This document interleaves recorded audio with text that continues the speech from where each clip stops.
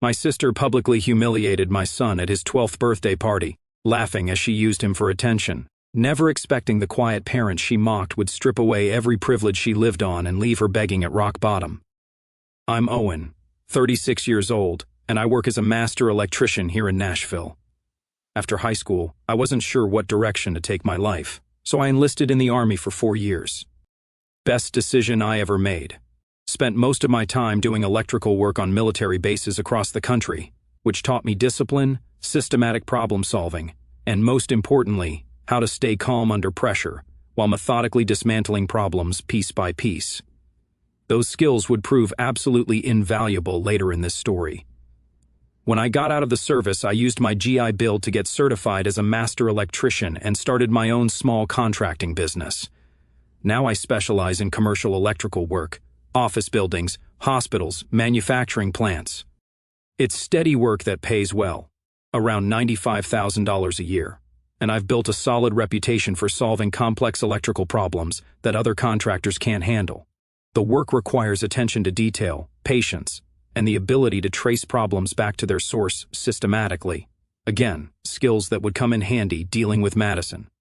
My wife Sarah is 34 and works as an emergency room nurse, pulling in about $70,000. She's tougher than most men I know, having to deal with everything from heart attacks to gang violence every shift. Our son Connor just turned 12, and this kid is absolutely brilliant. While other kids are playing video games, he's building robots and learning programming languages. Kid's already talking about studying engineering at Vanderbilt, and I believe he'll get there. Now, here's where things get complicated. My half-sister Madison is 26 years old and the most spoiled human being you'll ever encounter. This woman has never worked a real job in her entire life. She calls herself an Instagram influencer with about 18,000 followers, but really she's just a professional leech who posts photos of herself in expensive clothes Daddy bought her. Madison lives in a luxury $3,400 per month downtown Nashville apartment that my father pays for without question. We're talking about a high-rise building with a doorman, fitness center, and rooftop pool. The kind of place young professionals work their tails off to afford. She drives a brand new white BMW X3 that Frank bought her outright for her 25th birthday, complete with premium package and custom leather interior. The monthly insurance alone costs more than most people spend on groceries. Her daily routine is absolutely ridiculous. She rolls out of bed around 11 a.m., spends 2 hours getting ready and taking selfies, then heads out for expensive brunches that cost $40 to $60 per person. After that, it's shopping at designer stores in the Green Hills area where she'll drop $800 on a single handbag without blinking. Evenings are spent at trendy rooftop bars and upscale restaurants, all carefully documented for her Instagram feed. She's burning through at least $6,000 a month of Frank's money, not counting the rent and car expenses. All of this is funded by our father, Frank, who makes about $110,000 a year running construction crews for a mid-sized development company. The man works 60-hour weeks in all kinds of weather, dealing with demanding clients and tight deadlines just to fund his daughter's lifestyle that would make a Kardashian jealous. Frank is 58 years old and has been enabling Madison since her biological mother died in a car accident when Madison was 8. The guilt from that tragedy has absolutely consumed him. He genuinely believes that if he just buys Madison enough stuff and gives her enough money somehow, it will make up for her losing her mom. What he's actually done is create a monster who thinks the world owes her everything. Every single time Madison wants something, Daddy's wallet opens immediately. New car because her old one is embarrassing? No problem. Here's $45,000 for a BMW. Apartment rent going up? Don't worry, Daddy will cover the increase. Want to take a week-long vacation to Miami with friends? Sure thing, here's $3,000 for spending money. The man has literally never said no to her about anything involving money. I've watched Frank work double shifts and weekend overtime just to keep up with Madison's spending. He's postponed his own retirement plans, put off necessary home repairs, and even borrowed against his 401k to fund her lifestyle. The crazy part is that he acts like this is completely normal, and anyone who questions it is being unreasonable. My stepmother Linda works part-time at a dentist office and basically stays quiet about the whole situation. She knows Madison's behavior is ridiculous, but she doesn't want to rock the boat with Frank. Linda will complain to me privately about Madison's spending habits, but she never speaks up when it matters. Then there's my grandmother, Betty, who's 79 years old and the toughest woman I've ever known. Betty worked construction her entire career, starting as one of the first female crane operators in Tennessee back in the 1970s. She fought for every dollar she earned and saved enough to buy a beautiful $650,000 house in the best part of Nashville. Betty doesn't tolerate nonsense from anyone, and she's been watching Madison's behavior with increasing disgust for years. Finally, there's my best friend Tommy, who served with me in Afghanistan and saved my life more than once over there. After we got out, Tommy went into private security and corporate investigations, specializing in background checks and fraud detection for major companies. This guy can find out anything about anyone using completely legal methods: social media analysis, public record searches, financial pattern recognition. He's like a bloodhound when it comes to tracking down information that people want to keep hidden. Tommy's also got this incredible sense of timing and always seems to show up with exactly the right solution at exactly the right moment. During our deployment, he was the guy who could somehow procure whatever equipment we needed, knew which officials to talk to for permissions, and always had a backup plan when things went sideways. Those skills translated perfectly to civilian life, and now he makes serious money helping corporations investigate internal fraud and security breaches. What makes Tommy truly dangerous is his combination of military training, investigative skills, and complete loyalty to the people he cares about. When someone messes with his friends or family, Tommy takes it personally, and he never forgets. He's been quietly watching Madison's behavior for years, partly out of professional curiosity, and partly because he never trusted her entitled attitude. The family dynamics had been getting worse for years. Madison would do increasingly outrageous things for attention. Frank would make excuses for her, and the rest of us would just shake our heads and try to avoid the drama. But what happened at Connor's birthday party crossed a line that couldn't be uncrossed. About 6 months before Connor's birthday, we had a family barbecue for Memorial Day at my parents' house. Everything was going perfectly until it came time to cut my father's birthday cake. The whole family was gathered around, and I was leaning down to help Frank blow out the candles when Madison came charging up from behind me. She grabbed my shoulders and shoved my face directly into the chocolate cake with enough force to make my teeth hurt and my neck snap back. This wasn't a gentle push or a playful shove. She put her full body weight behind it like she was trying to drive my face through the table.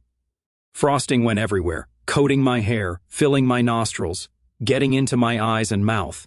My clean button-down shirt was completely ruined, and I had chocolate cake ground into the fabric so deep it would never come out. The entire family erupted in laughter like it was the funniest thing they'd ever witnessed in their lives. Frank was doubled over, laughing and slapping his knee. Linda was giggling and taking pictures with her phone. Even some of the neighbors who had come over were chuckling and shaking their heads like that Madison is such a character. But when I wiped the cake and frosting out of my eyes and looked around, the first thing I saw was Connor standing about 10 feet away with this look of absolute terror on his face. The kid had gone completely pale and was just staring at me with these wide, frightened eyes. Connor had never seen an adult physically assault another adult like that. Even if everyone was calling it a joke, the kid looked genuinely traumatized, and I could see him trying to process what he just witnessed his aunt do to his father. That night, while Sarah was giving Connor his bath, he suddenly asked her, "Is Aunt Madison going to do that to me at my birthday party?" When Sarah told me what he'd said, it felt like someone had punched me in the stomach. My 12-year-old son was already worried about defending himself at his own birthday party because of my sister's behavior. That's not normal, and it's not okay. I called Madison that same evening around 8 p.m. and tried to keep my voice calm and reasonable even though I was still furious about what had happened.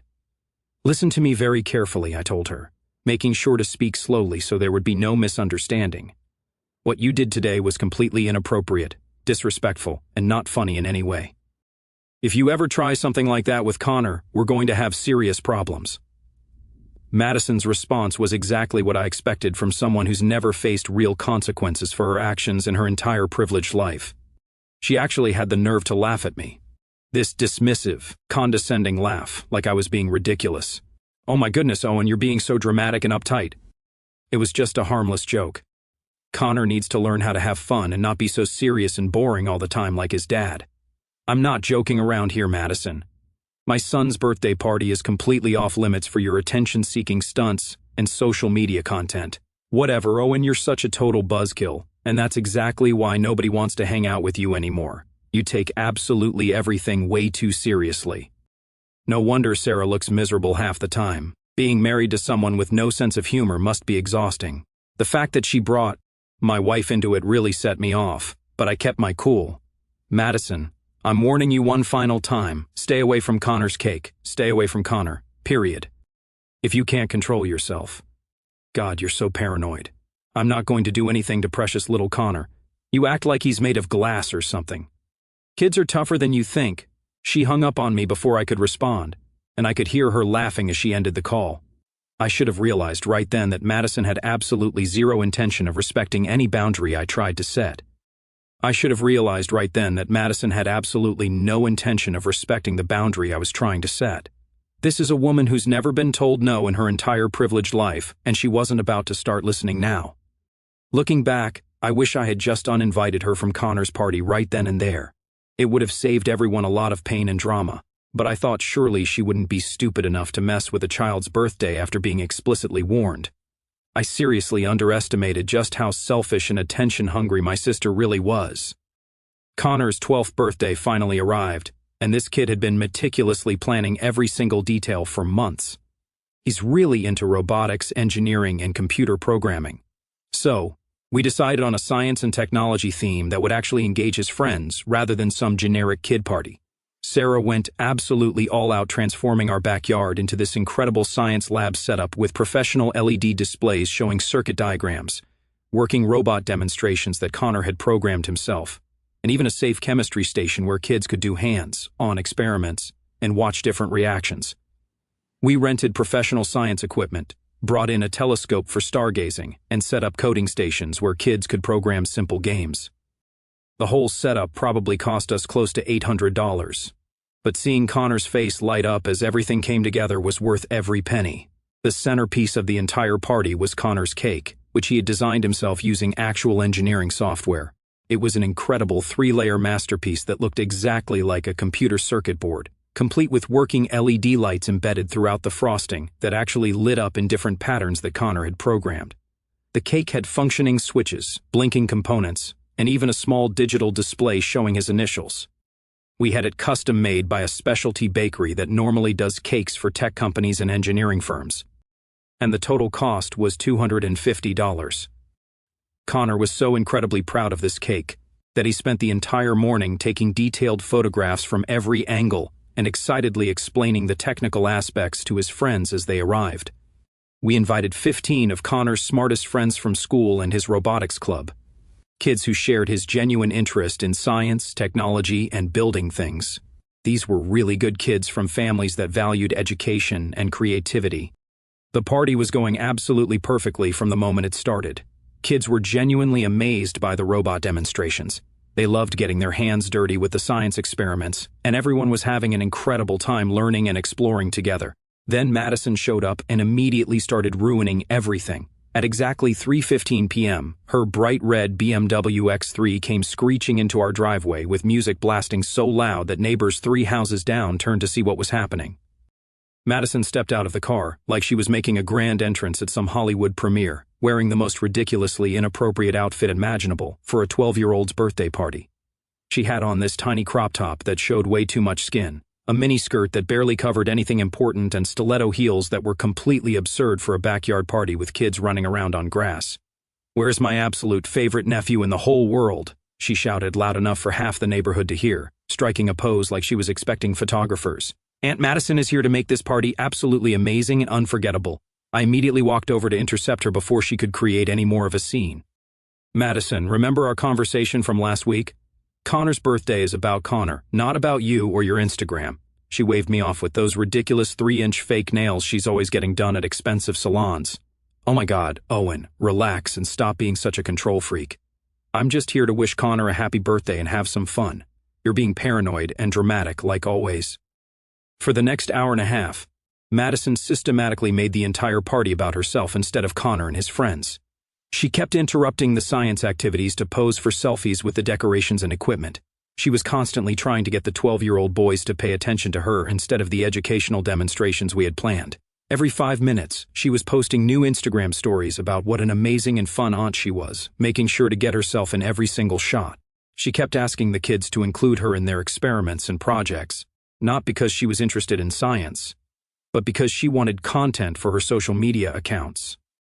She was treating my son's birthday party like her personal photo shoot, and it was absolutely infuriating to watch. Sarah kept shooting me looks that clearly said, "Why did we let her come?" The worst part was watching Connor's face during all this. Instead of enjoying his own party, my son kept glancing nervously at Madison like he was waiting for something bad to happen. The kid couldn't even relax at his own birthday celebration because he was worried about what his aunt might do.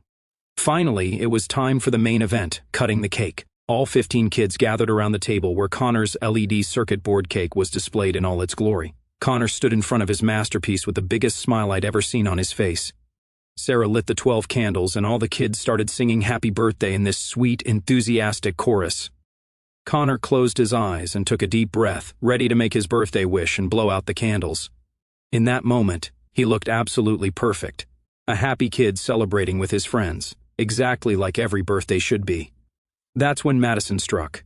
She came charging forward like she was making a football tackle, grabbed Connor from behind and drove his face straight down into that beautiful $250 custom cake with vicious force. The sound of his face hitting the cake echoed across the entire backyard, and frosting and lead components exploded in every direction. But here's the part that still makes me see red when I think about it. One of those LED lights was still hot from being powered on, and it burned Connor's forehead when his face hit the cake. Not a serious burn, but enough to leave an angry red mark on my son's skin. The entire party went dead silent in the most horrible way imaginable. 15 kids stood there in complete shock and disbelief. Several of the younger ones immediately burst into tears because they'd never seen an adult violently assault a child like that.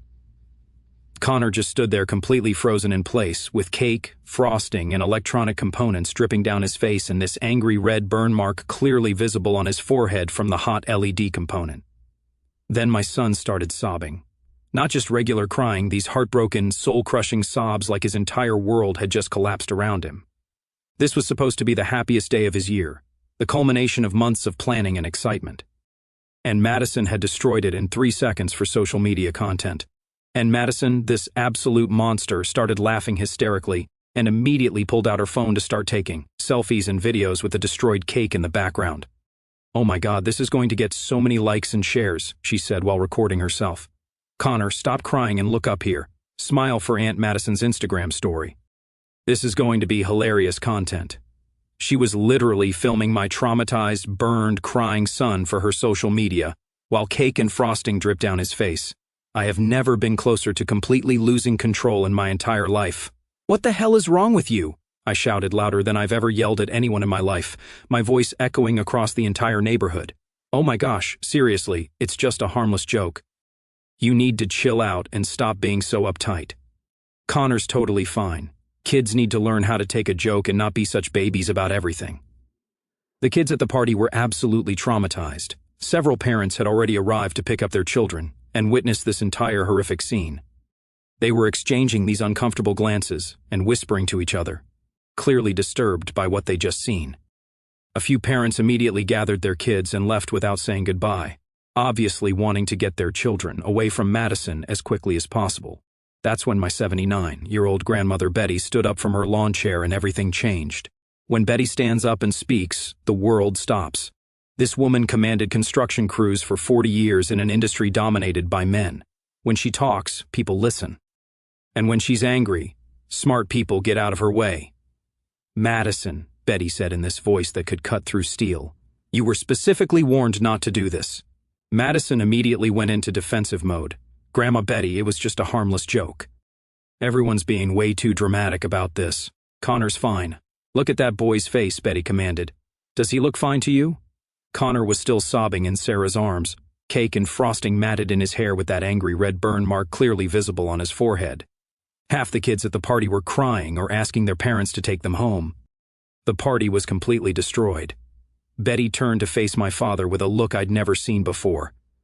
"Frank, you see your grandson crying? You see that burn on his face? You see how your daughter just destroyed a child's birthday?" My father immediately jumped to Madison's defense, just like he'd been doing her entire life. "Mom, kids need to learn how to take a joke. Madison didn't mean any harm. Connor just needs to toughen up a little bit." Betty stared at him for what felt like the longest 10 seconds of my life. When she finally spoke, her voice was quiet but absolutely deadly. I see exactly what kind of man you've become, Frank, and exactly what kind of daughter you've raised." She grabbed her purse and started walking toward our back gate. Before leaving, she turned around one final time and looked directly at Madison.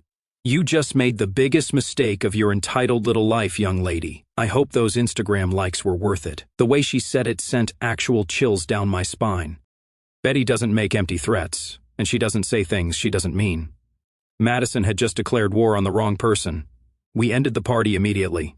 Half the parents were already uncomfortable and asking if Connor needed medical attention, while the other half were quietly gathering their kids' things and leaving early.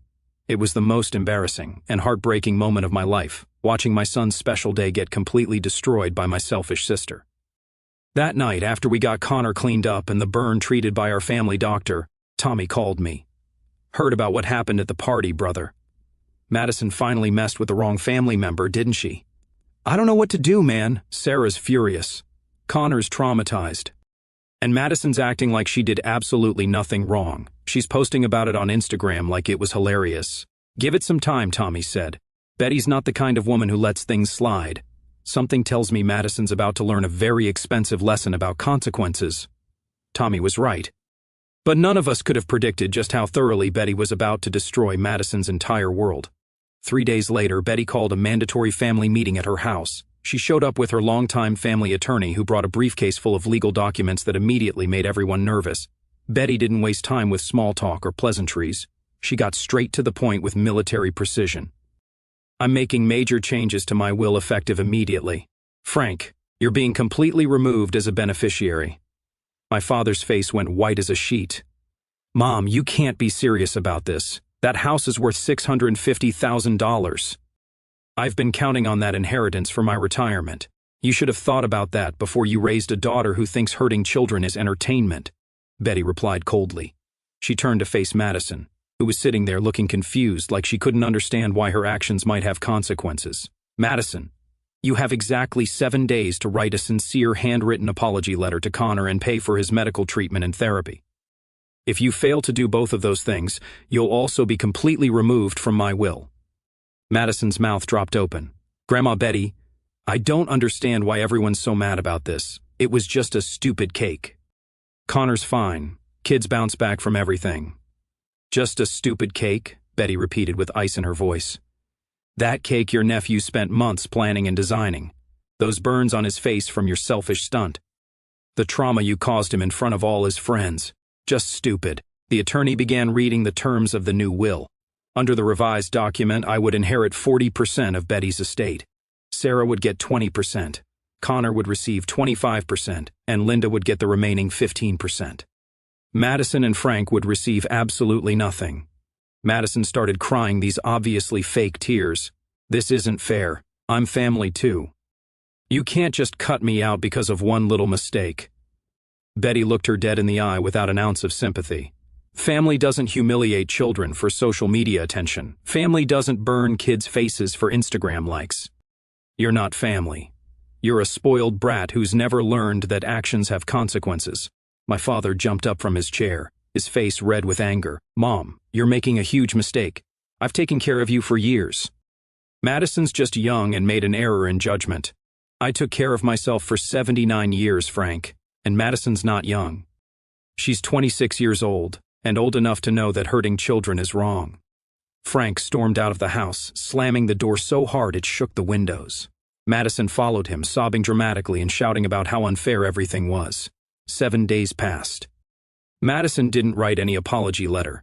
Instead, she doubled down on social media, posting Instagram stories about toxic family members who can't take a joke and drama queens who blow everything out of proportion. When the deadline expired, Betty made the will changes official.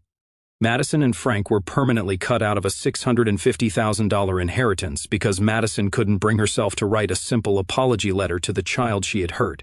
But that was just the opening move in what would become the complete destruction of Madison's privileged lifestyle. This is where Tommy really proved his worth as the best friend a guy could ask for. See, when you work in private security and background investigations for major corporations, you develop very specific skills for finding information about people and uncovering financial irregularities. Tommy had been quietly keeping tabs on Madison's finances and lifestyle for years, partly out of professional curiosity and partly because he never trusted her entitled attitude or the way she treated people. "Owen," he told me over coffee one afternoon about a week after Connor's birthday, "your sister's been committing serious federal tax fraud for at least 3 years running." Here's what Tommy had discovered through completely legal research methods and public record searches. Madison had been filing tax returns claiming her Instagram business as her primary source of income, while simultaneously having Frank pay for literally every single expense in her life. She was claiming extensive business deductions for her luxury apartment rent, BMW lease payments, designer clothes, expensive dinners, luxury vacations, spa treatments, and basically everything else, while reporting almost no actual taxable income to the IRS. Essentially, she was having her cake and eating it too, claiming to be a struggling small business owner living in poverty for tax purposes, while actually living like a millionaire socialite, entirely on daddy's money. This is textbook tax fraud that the IRS takes very seriously. Tommy had documented everything meticulously: bank transfers from Frank to Madison, credit card statements showing who paid for what, social media posts proving her lifestyle didn't match her reported income. The evidence was overwhelming and absolutely bulletproof. "The IRS loves cases like this," Tommy explained with a grin. "Clear fraud, easy to prove, guaranteed penalties and interest. She's looking at owing back taxes, penalties, and interest that could easily hit $60,000 or more."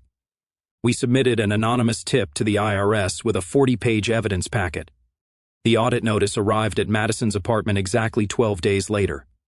But we were just getting started. Tommy discovered that Frank had been making Madison's BMW lease payments from his construction company's business account and incorrectly categorizing the payments as a company vehicle expense for tax purposes. Since Madison wasn't an employee of Frank's company and used the car purely for personal purposes, this was clear business expense fraud. Another anonymous tip to the IRS, this time targeting Frank's business. Next, we found out that Madison's luxury apartment complex had very strict lease terms prohibiting any commercial business activities in residential units. Madison had been running her Instagram business from the apartment, including photo shoots, product demonstrations, and meetings with potential sponsors.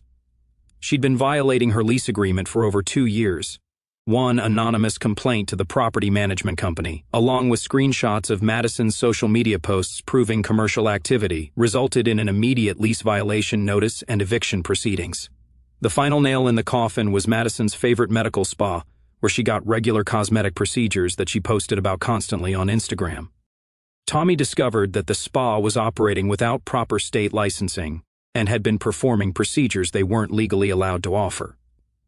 One detailed complaint to the Tennessee Department of Health with Madison's Instagram posts as evidence of the illegal procedures resulted in the spa being shut down permanently. Madison's name appeared in the official state investigation report as a witness to the illegal activities. Within 6 weeks of Connor's birthday party disaster, Madison was facing an absolute avalanche of legal and financial problems. A comprehensive IRS audit, with potential back taxes, penalties, and interest exceeding $60,000. Immediate eviction proceedings from her luxury apartment for serious lease violations. Complete loss of her BMW when Frank could no longer afford the monthly payments due to his own mounting tax problems. Public embarrassment and humiliation when her favorite medical spa got permanently shut down with her name prominently featured in the official state investigation report. Total and permanent loss of her substantial inheritance from Betty's $650,000 estate. Loss of her entire social media following as people learned about her behavior. Madison's perfect little world was crumbling faster than she could post about it on Instagram. The phone calls started about 10 weeks later, and they were absolutely beautiful music to my ears. The first call came from Linda, who was crying so hard I could barely understand her. "Owen, please, you have to help us. Frank might lose his business because of the tax penalties. Madison's moved back in with us because she got evicted. We don't know what to do. Maybe you should have thought about that before Frank spent 20 years enabling Madison's behavior and defending her when she hurt my son. Please. Frank's learned his lesson. Madison's learned her lesson. Can't you talk to Betty? Can't you help us figure out how to fix this? Linda, Madison burned my son's face and destroyed his birthday party. And Frank defended her. You all chose your side." Then Frank called, and this conversation was the sweetest revenge I've ever experienced. This man who had spent years telling me I was too hard on Madison and that I needed to lighten up was literally begging me for help. Son, I know I made some serious mistakes. Madison's moved back home because she can't afford rent anywhere. The IRS is garnishing my business accounts. I might lose the house if I can't get caught up on these penalties. Please, can you talk to your grandmother? Can you help us navigate this situation? Dad, Madison burned my son's face at his birthday party and you immediately defended her. You told me Connor needed to toughen up. You chose Madison over your grandson. I was wrong, Owen. I was completely wrong. I see that now. Keep talking. She's working at a department store now, making minimum wage. She's miserable. She cries every day about losing her apartment and her car. She knows she messed up badly. Good. Maybe she's finally learning what consequences feel like. But the most satisfying call came from Madison herself 3 days later. Gone was the entitled, arrogant attitude that had defined her entire personality for 26 years. Gone were the fake tears and manipulation tactics she had used to get her way since childhood. This was a completely broken woman who had finally hit absolute rock bottom and realized that Daddy couldn't fix this problem with his credit card. Owen, I'm so incredibly sorry about what I did to Connor at his birthday party. I'm really, truly, genuinely sorry from the bottom of my heart. I know what I did was wrong and cruel and completely unforgivable. Connor didn't deserve any of that. He's just a sweet kid who was trying to have a nice birthday party and I ruined everything for him. Keep going, Madison. I'm listening. I desperately need help with this IRS situation. I can't afford an attorney to represent me. I don't know how to handle any of these legal problems. Everyone in the family is mad at me and won't return my calls. I lost all my Instagram followers because of the drama and bad publicity. I'm working retail at a department store making $9 an hour and living in my childhood bedroom like I'm 16 again. Please, Owen, I'll do absolutely anything to make this right with Connor and with you. Anything at all? Yes, absolutely anything you want me to do. I'll apologize to Connor publicly in front of everyone. I'll pay for his therapy sessions out of my own minimum wage paycheck. I'll delete all my social media accounts permanently. I'll volunteer at charities. Whatever you think is appropriate punishment for what I did. This was the moment I had been waiting for. Madison finally understood that actions have consequences, and she was ready to face them properly. I told her exactly what she needed to do to even begin making things right. First, she had to write a detailed public Facebook post, taking full responsibility for what she did to Connor, apologizing sincerely and acknowledging that her behavior was completely unacceptable. Second, she had to maintain steady employment for at least 1 full year and use her own money to pay for Connor's therapy sessions. Third, she had to stay away from all family events and gatherings until Connor himself decided he was ready to see her again. Fourth, she had to volunteer at least 20 hours per week at a local children's charity for a minimum of 6 months to learn how to interact with kids appropriately. Fifth, she had to complete a year of professional counseling to address her narcissistic behavior and entitlement issues. And Madison, understand this clearly. If you ever do anything to hurt my son again, if you ever make him uncomfortable or upset in any way, what happened with the IRS will look like a gentle warning compared to what comes next. She agreed to everything immediately. The Facebook post went live that same evening and got shared over 800 times with hundreds of comments from people in our community, absolutely roasting Madison for her behavior. She's been working double shifts at the department store for 9 months now, attending therapy twice a week, and volunteering at the children's hospital every